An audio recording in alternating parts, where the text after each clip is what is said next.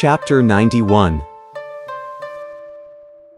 Fire attack on Mount Coiling Dragon. Black clouds and fog filled the sky, with the heavenly net spread above and earthly net below. Thunder and lightning crashed amidst the beating of drums and war cries. Gao Ming and Gao Zhi attacked first and were immediately met by Yang Ren, Nejia, Thunderbolt, Yang Jian, and Wei Hu.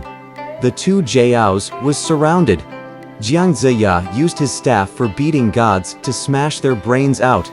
Yong Hong, Cheng Hao, and Wu Long were met by Nejia and Wei Hu in the darkness of the night. Wei Hu threw up his club, but Wu turned himself into a beam of green light and fled. Then Nejia threw up his 9-dragon coverlet, and like his brother, Cheng Hao also disappeared.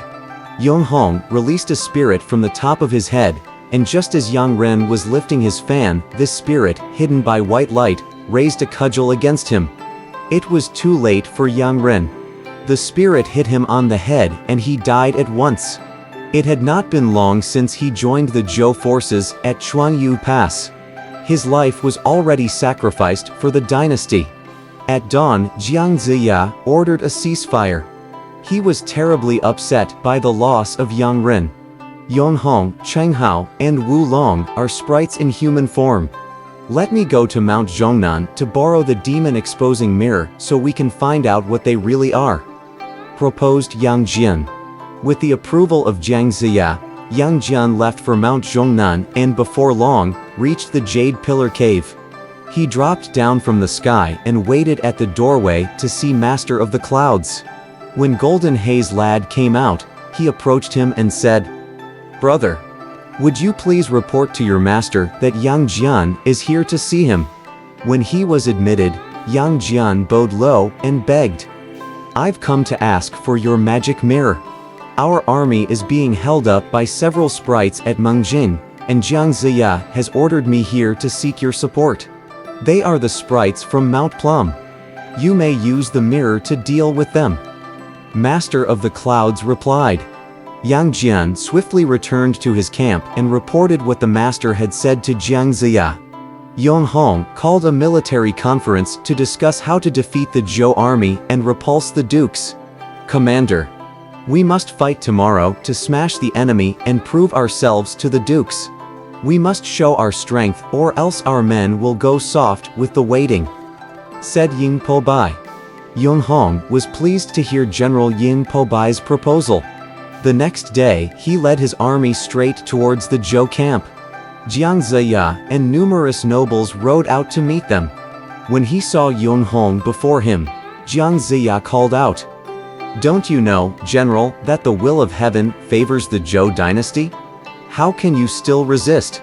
Surrender now, or you will lose your chance to become a duke." Yong Hong burst into laughter and replied, "You were only a fisherman at Pangxi Stream. How dare you brag so wildly?" He turned to Cheng Hao. "Go and take him," he ordered. Cheng Hao set his horse forward to attack Jiang, but was met by Yang Jian. After about 15 rounds, Cheng Hao gave up ground and Yang chased close behind. Looking through the magic mirror, Yang saw that he was really a great white snake. Yang Jian was prepared for anything. As he was looking through the mirror, a strange wind blew up dust and sand, and a large snake appeared in a black fog. Yang Jian quickly transformed into a giant winged centipede, and landing on the snake's neck, cut off its head with his 2 bin pincers. While the dying snake was still writhing on the ground, Yang recovered his original shape and cut it into several pieces with his sword. A flash of lightning burned the snake corpse to ashes. Yong Hong was furious at Cheng Hao's death. He spurred his horse forward and screamed, "You damned Yang Jian! How dare you hurt my general?" Yong Hong was met by Nejia with his 3 heads and 8 arms. After several rounds, Nejia threw up his coverlet, but Yong Hong could transform himself into 72 different forms, and quickly escaped through the light of fire. Wu Long then rushed up with his double cutlasses to attack Nejia, who quickly turned to meet the assault. Yang Jian looked at Wu Long through the mirror and saw that he was a centipede.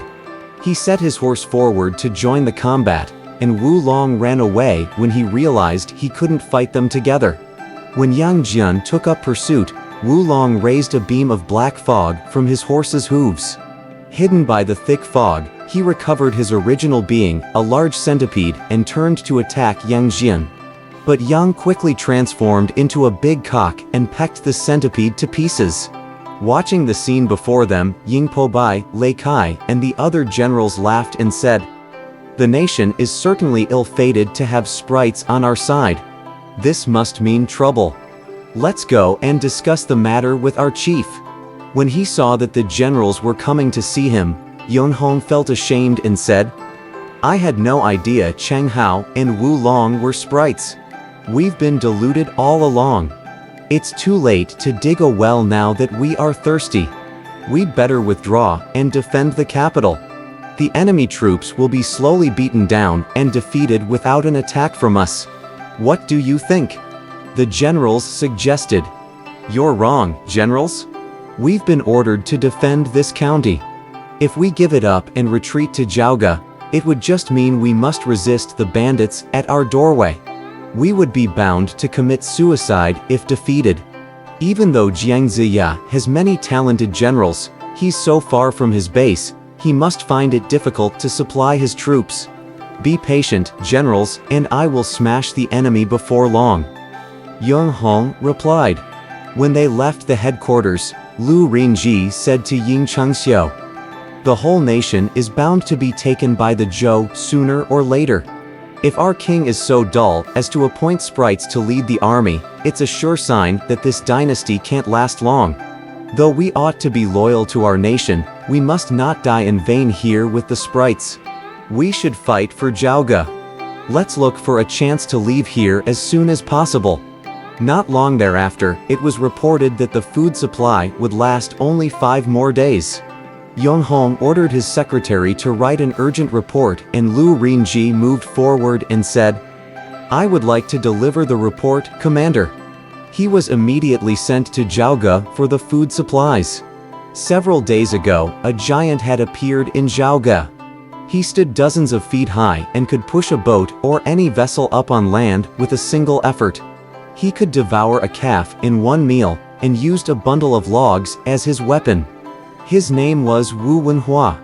He had recommended himself on reply to the royal proclamation, and was immediately sent to Mengjing. Wu Wenhua went directly to see Yunhong. Yuan was amazed at the enormous warrior before him.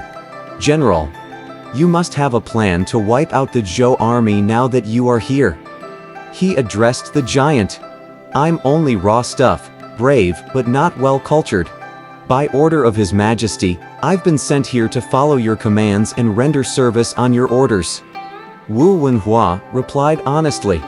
Delighted with his answer, Yunhong said again, "You will surely achieve great merit here, General. Jiang Ziya is near his end." The next day, Wu Wenhua was ordered to call for the first challenge. Dragging his weapon, he rushed towards the Zhou camp on foot. "Tell Jiang Ziya to wash his neck and come to receive his death," he roared. Jiang Ziya caught a glimpse of the giant from his tent. The patrolman on duty ran in and reported, "A giant has come to challenge us." Everyone was alarmed. Dragon Beard Tiger offered to go and meet him, and Jiang Ziya consented, saying, "You must be very careful." Dragon Beard Tiger rushed out, and Wu Wenhua looked down and gave an enormous laugh. "What is this prawn sprite?" he roared with laughter. Dragon Beard Tiger said furiously, "You damned bastard! What do you think I am? I'm Dragon Beard Tiger, the second disciple of Jiang Ziya." Wu Wenhua, however, only smiled and said, "You look nothing like a human being. How can you be a disciple of Jiang Ziya? You damned fool. Tell me your name so I can put it on the record after you die." Dragon Beard Tiger yelled loudly, "You're only a beast without a brain. I'm called Wu Wenhua. You'd better get out of here and tell Jiang Ziya to see me right away." Wu Wenhua said contemptuously, "I've been sent here to take you captive. Dare you go on so?" Dragon-Beard Tiger swore and threw a stone at him. Wu Wenhua lifted his weapon to hit Dragon-Beard Tiger, but he missed and the nails in his weapon stuck 1 meter into the earth. As he was pulling the weapon up to prepare for another blow, the stones rained hard and fast, and as he turned around, he was struck again and again. After about 70 or 80 stones, all to his thighs and loin, he couldn't stand the pain any longer. He had to drag his weapon away and run towards the east. Dragon-Beard Tiger returned to the camp and reported what had happened. All the generals thought that though Wu Wenhua was tall and strong, he was nonetheless absolutely useless. Jiang Ziya didn't think he was worth much either. Wu Wenhua ran about 20 li, and then sat on a rock to gently stroke his thighs and loin. He got up after a while and returned to see Yunhong. "You shouldn't have been defeated in the first combat." Yunhong reprimanded him. "Don't worry, Commander. Let me attack the enemy in a surprise night raid tonight. I'll smash them all to pieces and leave no one alive for the sake of His Majesty and for my own revenge," Wu Wenhua said emotionally. "That's a very good plan, General. I will help you with my own magic," Yunhong said happily. At the second watch that night, Wu Wenhua rushed over to the Zhou camp with a roar of cannons and war cries. Jiang Ziya had no idea that there would an attack. It was a pitch-dark night and all were sleeping soundly, so that when Wu Wenhua got to the camp gate, there was no one to resist his onslaught. He smashed the abates and barricades with his huge weapon and swung at everyone and anything he met. Many soldiers were pounded to death. Their corpses piled high and their blood flowed to the ground. Yunhong had completely covered the Zhou camp in sprite clouds, protecting the giant during his attack. When he heard the giant attacking his camp, Jiang Ziya hurriedly got on his nondescript horse, clutching close the apricot yellow flag to protect himself. Excited by the war cries, he fled into the wilderness. King Wu had also run under the protection of 4 generals, and the disciples had escaped on the clouds of various elements. Wu Wenhua stormed through to the back camp to attack the food supply barn. Yang Jian hurriedly got on his horse to meet the giant, but realizing he could not protect the food and fight against Wu at the same time, he decided to play a trick to fool his opponent. He hastily dismounted, recited some spells, threw a blade of grass into the air, and uttered, "Transform. Transform at once." The grass changed into a mountainous giant, its head scraping heaven, its 2 eyes as big as water jars, its nostrils like water buckets, its front teeth as long as bamboo poles, its beard as strong as bamboo shoots, and a head as big as the gate of a city wall. It spat out a golden light and shouted like thunder, "Come on, Wu Wenhua. Have a fight with me." Throwing about his weapon at random, Wu Wenhua suddenly caught sight of the huge giant, much taller and stronger than he himself. He was greatly frightened, and with a single shout, "Here comes my dad!" he turned and ran, dragging his weapon behind. Jian and his giant chased him until they met up with Yunhong. "You damned sprite! How dare you go on like this?" Yang Jian shouted and whipped out his 3-pointed cutlass to attack Yunhong. The two fought fiercely until Yunhong turned himself into a ray of white light and ran away. Yang Jian sent his sky-barking hound after him. When they heard that Jiang Ziya's camp had been smashed by Yunhong in a surprise night raid, all the nobles were alarmed. The North and South Grand Dukes joined the battle, and the two sides fought until dawn. When Jiang Ziya gathered together all his disciples and located King Wu, he found he had lost 200,000 soldiers and 34 generals. Dragon-Beard Tiger had been smashed to death by the giant's huge weapon. While Jiang grieved over the death of Dragon-Beard Tiger, many nobles came in to comfort King Wu. Yang Jian also came to report how he had repulsed Wu Wenhua and saved the food supplies from damage. Though our defeat was destined by fate, it's entirely my fault that I wasn't more careful about that bloody giant Wu Wenhua. I wrongly disdained him as many others did. Jiang lamented. Yunhong wrote a report to Zhao Ge, boasting of their great victory, and claiming that the corpses of 200,000 Zhou soldiers completely blocked the river. The news greatly cheered the ministers and delighted King Zhou, who fell more deeply into pleasure with his wine and women and showed not a bit of concern for Jiang Ziya and his army. Yang Jian went to see Jiang Ziya about their next plan of action. With Jiang's approval, he left to wander about in the wilderness around Mengjing, trying to familiarize himself with the surrounding landscape. After covering 60 li or so, he arrived at a long and wide ravine which cut through a mountain. It was called Mount Coiling Dragon after the shape of the summit, which wound about like a long dragon. Pleased to find such an ideal location, Yang Jian hurried back to camp and reported to Jiang Ziya. Jiang smiled and quietly told Yang Jian about his plan to burn Wu Wenhua to death. He then called in Nengong Kuo and Wu Ji. Take 2,000 soldiers to Mount Coiling Dragon and hide on both sides of the wide path there. Prepare dried grass and logs and other inflammable stuff, and when Wu Wenhua chases us into the ravine, you must be ready with your cannons and arrows. He ordered. To reward Yonhong and Wu Wenhua for their great victory, King Zhou sent his messenger with presents of robes, belts, satin, and gold. They knelt down to thank the ruler, and after the messenger had left, Yonhong said to Wu Wenhua, "As we are so highly honored and favored by His Majesty, we must return the grace of the nation and let our names be known to all. I shall attack Jiang Ziya again tomorrow for our final victory. I will wipe them all out," promised Wu Wenhua. Yonhong immediately ordered a feast to toast Wu, and as they sat drinking, it was reported that Jiang Ziya and King Wu were spying about the camp gate. Yon ordered Wu to leave the camp by the back gate to surprise the two, and the giant quickly raced out, dragging his weapon behind and roaring like thunder. "Don't go, Jiang Ziya. I'll get you today. Dismount and receive your death at once," he yelled. When they saw Wu Wenhua after them, Jiang Ziya and King Wu turned their horses towards the southwest. The giant lunged after them with huge strides.